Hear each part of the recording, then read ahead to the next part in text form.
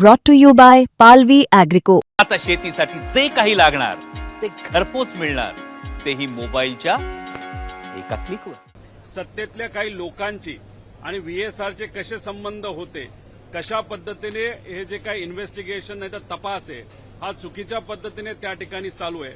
सर्व पुरावे हे आमच्याकडे आहेत, पण आम्हाला याच्यामध्ये राजकारण करायचं नाही.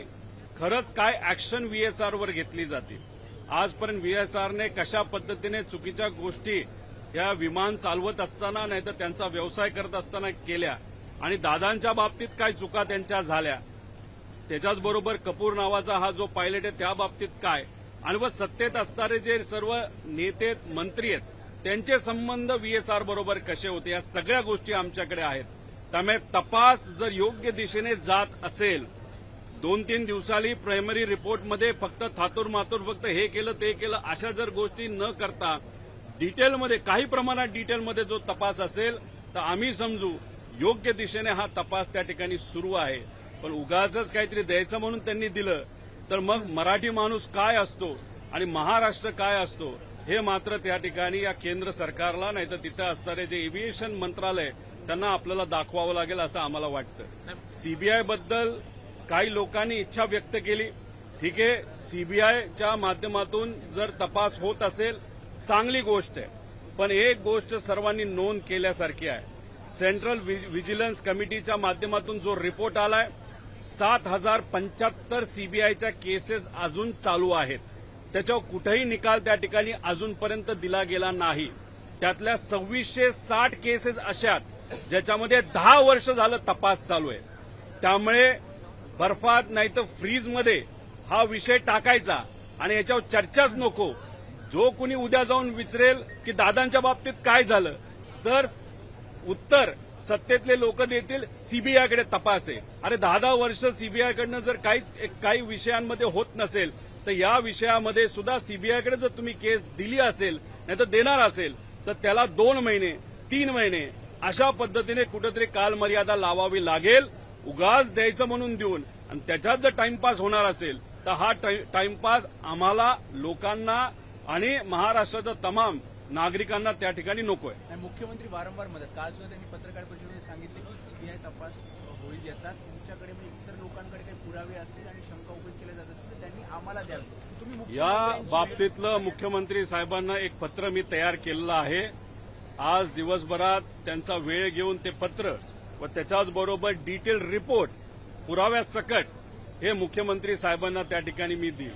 सगळेच विषय मुख्यमंत्री साहेबांच्या लेवलला सुटतील असं नाही, कारण का सीआयडी हे मुख्यमंत्री साहेबांच्या अंतर्गत विषय येत असतो.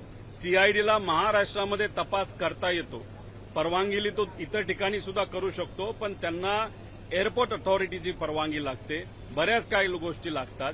सीबीआयकडनं तपास केला जाईल असं ते सांगतात, पण सीबीआयच्या बाबतीत तपासला परवानगी देणारे जे होम मिनिस्टर साहेब अमित शहाजी आहेत त्यांना ऑलरेडी हे रिपोर्ट आम्ही पाठवलेले आहेत. तिथं असणारे सिव्हिल एव्हिएशन मंत्रालय यांना आम्ही रिपोर्ट तिथं पाठवलेले आहेत.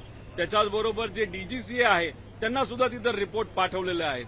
पण महाराष्ट्रातले अनेक सत्तेतले काही मंत्री सांगत आहेत की प्रेझेंटेशन घेण्यापेक्षा मुख्यमंत्री साहेबांना तुम्ही रिपोर्ट द्या, तर हे रिपोर्ट आधीही मी देणार होतो आणि आताही त्या ठिकाणी आज अधिवेशनाला आलोच आहे, पहिला दिवस आहे, तर हे रिपोर्ट सर्व हे मुख्यमंत्री साहेबांना देतील. पण मी एक गोष्ट सर्वांना सांगतोय आणि सरकारमधल्या लोकांना सांगतोय, जी माहिती आतापर्यंत दिली ती कदाचित फक्त 20 ते 30% आहे. 70% माहिती आम्ही मागे ठेवलेली आहे. त्यामुळे जर तपास योग्य पद्धतीने होत नसेल आणि त्याच्यामध्ये जर काळं झालं हे फार सरकारला महागात पडू शकतं. त्यामुळे आम्हाला इथं राजकारण करायचं नाही. आमची विनंती एवढी आहे, प्रायमरी रिपोर्ट जो 2 दिवसामध्ये येत आहे तो योग्य पद्धतीचाच त्या ठिकाणी असावा. आणि ब्लॅक बॉक्सचा फोटो हा आमच्याकडे आलेला आहे, तो कसा आहे, किती जळला याचे डिटेल सुद्धा आमच्याकडे आलेले आहेत. पण आम्ही वाट बघतोय की केंद्रीय एव्हिएशन मंत्रालय या बाबतीत कसा तपास करते, काय करते. त्याच्याचबरोबर श्वेता सिंग बद्दलची पण बरीच माहिती, त्यांच्यावर कशा कंप्लेंट केलेल्या आहेत, कशा पद्धतीने श्वेता सिंग या भ्रष्टाचार करत आलेल्या आहेत याची माहिती सुद्धा तिथं आम्हाला कळालेली आहे. त्यामुळे या लोकांना बाजूला ठेवून इन्व्हेस्टिगेशन करणं हे जास्त महत्वाचं आहे, कारण का पारदर्शक इन्व्हेस्टिगेशनमुळेच कुठंतरी दादांना त्या ठिकाणी न्याय मिळू शकतो असं आमच्या सगळ्यांची भूमिका आहे. आघाडीची जी बैठक झाली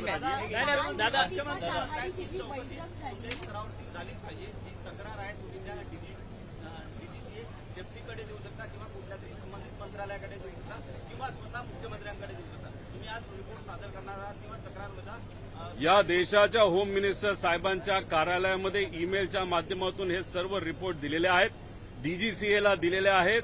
त्याच्याचबरोबर जे या देशातले एव्हिएशन मिनिस्टर आहेत आणि आमची इच्छा आहे की त्या एव्हिएशन मिनिस्टरला त्या पदावर ठेवणं हे योग्य नाही, कारण का त्यांच्याच नेत्याच्या काही आर्थिक संबंध हे तिथं त्या ठिकाणी दिसत आहेत. आणि मी अजून एक गोष्ट नोट करतो की काही प्रमाणात काही गोष्टी माझ्या कानावर आलेल्या आहेत की आम्ही त्यांच्या परिवारातल्या महिलांवर त्या ठिकाणी आरोप करतोय. कृपा करून नोंद करावी. त्यांच्या परिवारातल्या महिलांवर कुठेही त्या ठिकाणी आरोप नाहीत, ते कुठल्याही पद्धतीने राजकारणात नाहीत, त्यामुळे त्यांच्याकडे आम्ही कुठेही त्या ठिकाणी लक्ष देत नाही. आमचं फक्त एवढंच मत आहे की एक जी कंपनी आहे ती त्यांच्या नेत्यांच्या संलग्न असल्यामुळे तिथं त्यांच्याकडनं तपास पारदर्शक पद्धतीने होईल का असं प्रश्नचिन्ह असल्यामुळे आमची ही मागणी आहे की ते एव्हिएशन मिनिस्टर आहेत रामकृष्ण नायडू साहेब ते त्या पदावर राहू नये अशी इच्छा त्या ठिकाणी आम्ही व्यक्त केलेली आहे. महाराष्ट्राचा मराठी माणूस अजितदादांच्या बाबतीत काय झालंय हे खऱ्या गोष्टी पुढे आल्याशिवाय शांत बसणार नाही.